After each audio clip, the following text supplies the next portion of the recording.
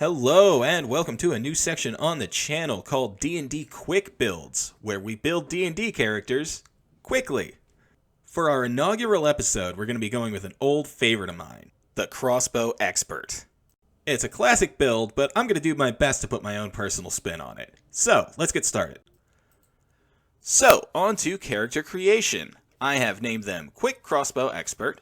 I've disabled all the additional sources because we simply don't need them. For our race, I've gone with a custom lineage that gets you +2 to an ability score, a feat of your choice, and then either dark vision or a skill proficiency. For the ability score increase, I've gone with dexterity. For the feat, I have of course gone with crossbow expert. And for the variable trait, I've gone with dark vision. That is going to help you avoid disadvantage when you're firing your crossbow in dim light. For our class, I have actually gone with rogue. This adds some complications to the build, but it also gets us sneak attack, and we start with 4 proficiencies and expertise in 2 skills. For our abilities, I have gone with a point buy. I have left strength at 8, brought dex up to 14, which will get it to a total of 16 with our +2. I've brought constitution to 14, intelligence to 13, and wisdom and charisma to 12. Now, a lot of people are going to want to bring wisdom up to 13 in order to multiclass into a ranger, but that's actually not where we're going with this build. However, do keep in mind, if you want to take ranger levels, you're going to need a wisdom of 13 here instead of an intelligence of 13. Now, for my background, I took soldier. That's for athletics. I like to give rogues expertise in athletics to really improve their grappling to a point that's surprising to a lot of people, especially with a negative strength modifier. It's just a fun, cheeky little thing I like to do. Again, this choice is entirely up to you what you want to pick here for your background and your proficiencies. Now, for our equipment, this is where things get a little tricky again, because if you go to starting equipment and look at the rogue's starting equipment, you will notice there's actually no way to get a hand crossbow this way.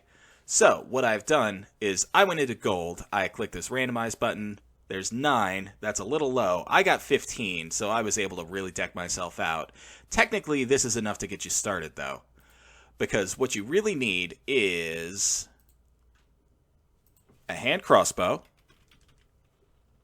which costs you 75 gold pieces, crossbow bolts, which is going to cost you a gold piece for 20,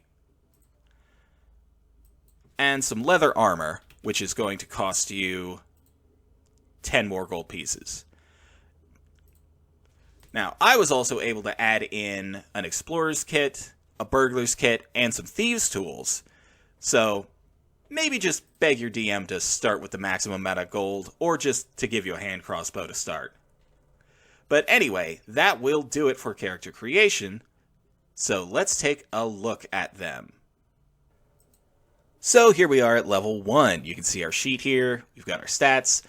Our HP starts out at 10, our AC at 14. Both of those are middling to low, but, we're starting as a rogue in leather armor, so what are you going to do? Basically, we've sacrificed a lot of our bulk for offensive potential, because what we can do is, with our normal action and our bonus action, we can attack with our hand crossbow. If even one of those hits, and we've met the conditions, we can add sneak attack. And crossbow expert really does help when we're trying to get sneak attack going. And I'll show you an example. Okay, so let's say this is a combat grid. You're this blue dot, you've got a friendly character as this green dot, and these red dots are both enemies. So, what you can actually do from this position is, instead of engaging with the target in front of you, you can actually use crossbow expert to fire on this red dot without disadvantage. And since there's an ally within 5 feet of him, you can get sneak attack on this hit. That gives you an extra d6 of damage here at level 1. Then, after he very likely dies from your 2 crossbow expert shots, one of which with a sneak attack, you can then have this ally run over here and occupy one of the spaces around this guy. He can attack, and you can attack, again, now with sneak attack, because you have an ally within 5 feet. So Crossbow Expert really does open up the parameters for your sneak attack quite a bit by preventing the disadvantage on ranged attack rolls when we're within 5 feet of an enemy. It's actually pretty cool. So let's begin the process of leveling up our character. So at level 2, what we're actually going to do is add another class and select Fighter. This gives us the option of a fighting style, and we are, of course, going to take archery, giving us a +2 bonus to attack rolls we make with ranged weapons. Very cool for us. Now we are a crack shot with that crossbow. And we still get 2 attacks in a round, which is going to carry us through to missing a level of extra attack later on. So at level 2 of Fighter, we pick up Action Surge, which is incredible. Now we can actually attack 3 times in a round. 2 with an Action Surge, and then another with our bonus action. So we can really lay down the hurt if we need to. And one of those could still be a sneak attack as well. At level 3 of Fighter, we get to select our martial archetype, and we are going to go with Battle Master. This gives us a few things. It gives us the Student of War feature, which gives us proficiency with Artisan's tools. This really doesn't matter, so I'm not going to select it. You can pick what you want here. But we also get some maneuvers. Now, a lot of these are very cool, but I'm going to select 3 of my favorites. First, I'm going to get Menacing Attack. This can inflict the frightened condition on an enemy, which is very cool. I'm also going to get Pushing Attack. We can push them up to 15 feet away from us. And I'm going to get Disarming Attack. This can cause someone to drop their weapon. All 3 of these are usable with ranged weapons, and they all add to our damage again, making us a very, very dangerous Nova combatant. If we want, in one turn, here at level 4, we can attack twice with our crossbow, normally, with our attack and our bonus action. Then we can Action Surge to get a 3rd attack. And we can add combat superiority die to all 3 of those, giving us an extra 3d8. And we could get another d6 from sneak attack, assuming we've met the conditions. That's a lot of damage for level 4. For our next level, we are going to go up another level of Fighter. And we are going to get an ability score improvement. Now, here is an interesting choice. Some people are going to want to bump their dexterity now, but I am actually going to select a feat and take Sharpshooter. This allows us to attack at long range without disadvantage, so we have more than a 30-foot range with our hand crossbow now. We also ignore half cover and 3/4 cover, so unless you're completely behind a wall, you can't hide from our shots. And before we make an attack with a ranged weapon we're proficient with, we can choose to take a -5 penalty to the attack roll and add +10 to the damage. This pairs very well with the archery fighting style, since you can basically assume that this is actually just a -3 penalty for us. That will really ramp up the damage we're capable of putting down as well. So, next level, 6 overall, we are going to take Fighter 5, and that is finally going to get us extra attack. Now we can Nova even harder, because we attack twice with our normal action instead of once.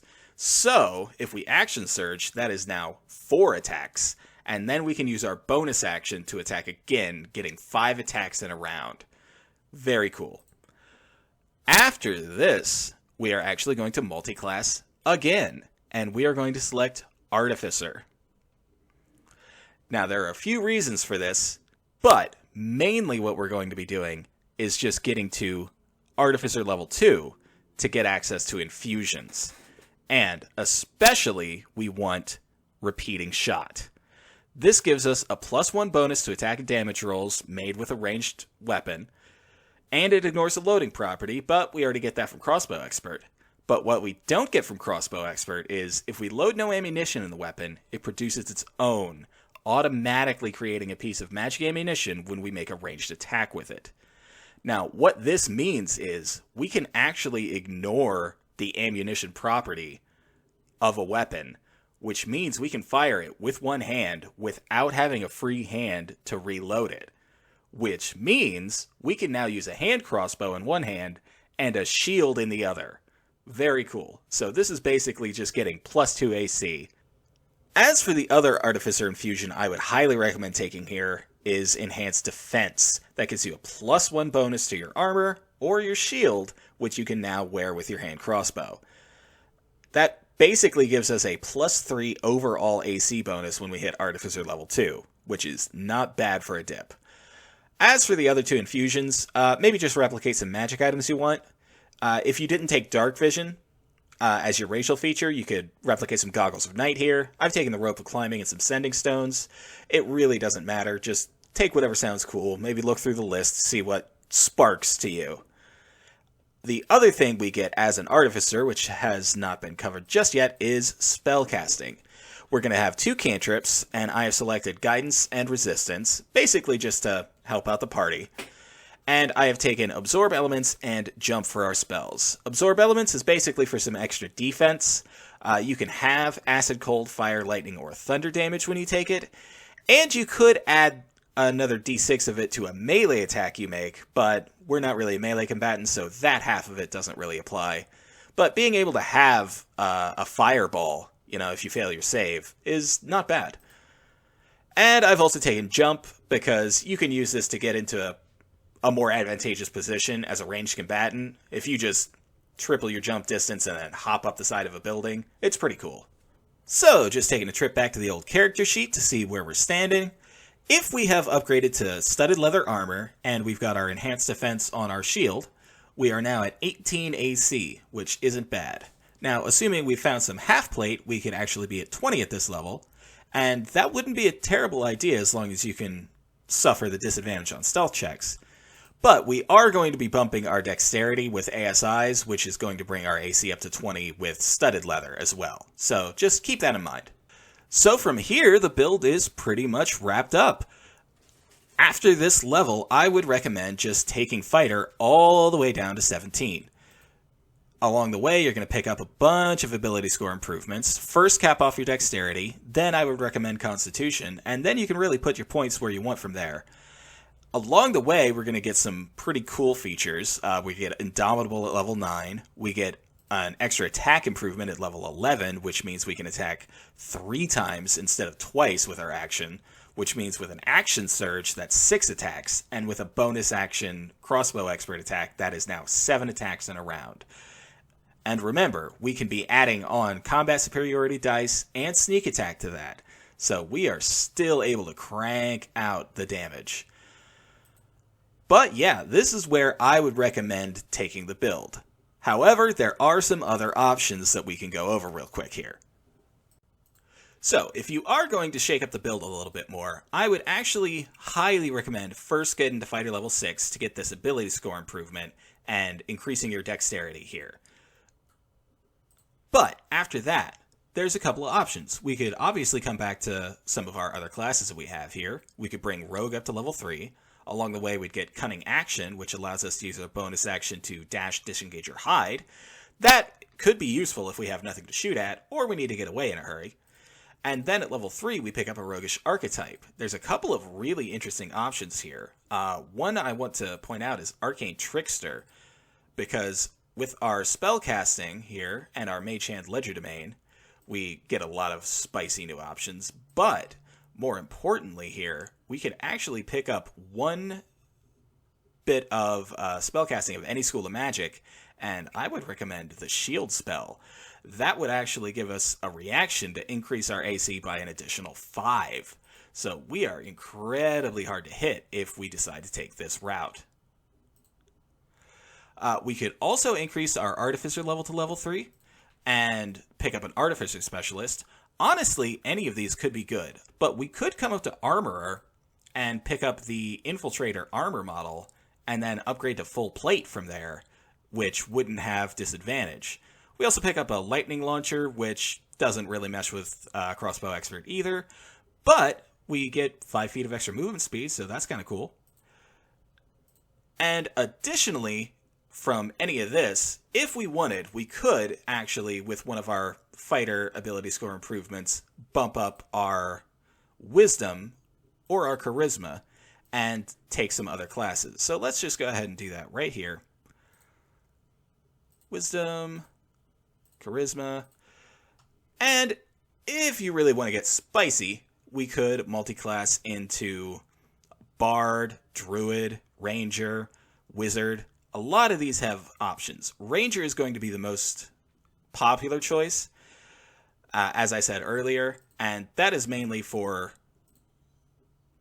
your level 2 when you get spellcasting, and you can pick up a spell such as Hunter's Mark or Zephyr Strike.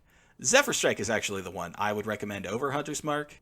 With Zephyr Strike, your movement doesn't provoke opportunity attacks. You can also give yourself advantage on one weapon attack roll, and then you can add a d8 of force damage to that weapon attack roll. It's a pretty good spell. Just a lot of cool stuff there.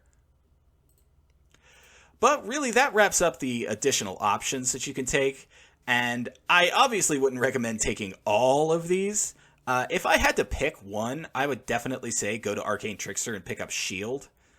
We're not going to have that many spell slots, but even a few times getting to shield an attack and turn a hit into a miss, that's huge. And being able to do it without having to dip into Wizard, pretty cool. So yeah, that'll actually wrap up the build. I hope you have fun with it, and I'll see you next time.